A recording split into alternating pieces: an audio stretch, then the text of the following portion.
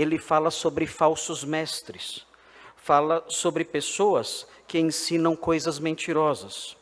Ele diz no capítulo 1, ele vai narrando, a partir do versículo 10, ele fala sobre pessoas perversas, sobre líderes mentirosos, sobre falsos mestres.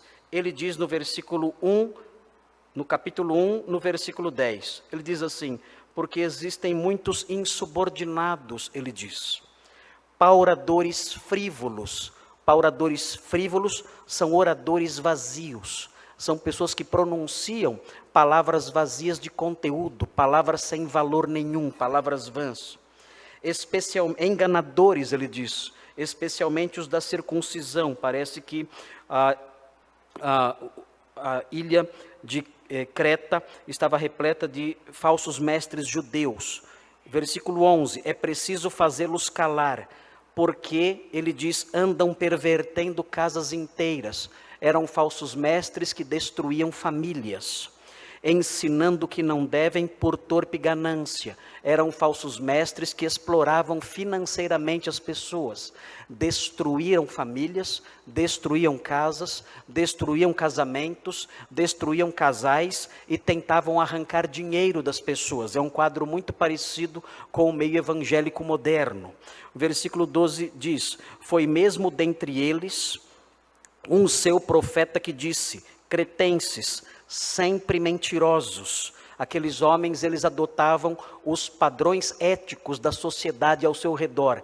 Os falsos mestres que ensinavam ali e que enganavam as pessoas, inclusive alguns crentes, enganando algumas pessoas da igreja, esses homens adotavam a ética da ilha em que viviam, do lugar em que viviam. Eles eram mentirosos, feras terríveis, ventres preguiçosos.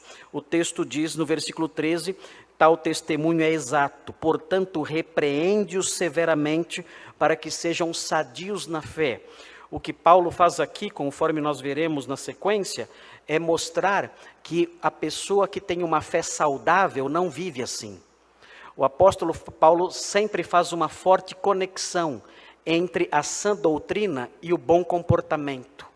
Quando a doutrina é corrompida, a vida que ela produz combina com ela. Quando a doutrina é suja, quando a doutrina é má, a vida que ela produz também é suja, também é má. Então o apóstolo Paulo estabelece aqui uma raiz para o mau comportamento. Ele diz, você tem que exortar esses homens para que eles sejam sadios na fé. Porque se eles forem sadios na fé, o comportamento deles não será esse comportamento que eu estou descrevendo aqui. Ele prossegue dizendo quais eram os desvios doutrinários que eram ensinados ali. Ele diz, e não se ocupem com fábulas judaicas. Um dos traços dos falsos mestres são as invenções de fábulas, de bobagens, de coisas que são fruto da própria imaginação. As pessoas inventam doutrinas novas, as pessoas criam tolices, coisas absurdas, mitos, bobagens imensas, meras expressões da imaginação fértil e perversa. E os mestres falsos ali de Creta faziam isso, inventavam fábulas, criam em fábulas judaicas, nem com mandamentos de homens desviados da verdade.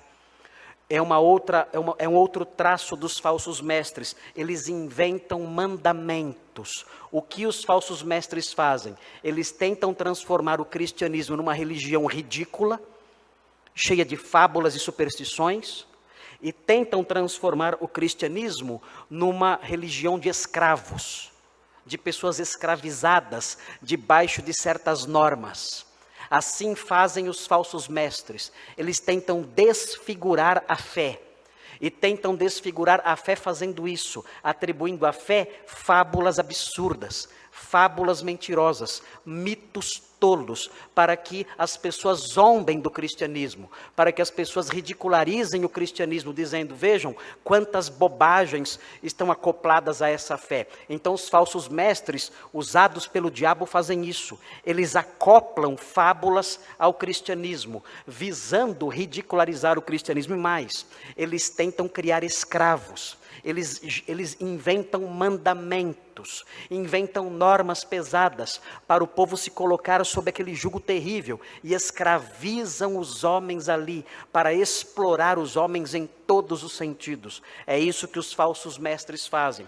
E o apóstolo Paulo diz, eles devem ser repreendidos para serem sadios na fé, porque se forem sadios na fé, não vão transformar o cristianismo nessas bobagens todas, e nem vão transformar o cristianismo em uma ferramenta para escravizar os homens. Versículo 15, todas as coisas são puras para os puros, todavia para os impuros e descrentes nada é puro, porque tanto a mente como a consciência deles estão corrompidos. Aqui o apóstolo Paulo mostra uma das fábulas que eram inventadas por aqueles homens. Eles proibiam certos alimentos. Qualquer religião que proíbe alimentos é uma religião escravizante e é uma religião que envolve fábulas.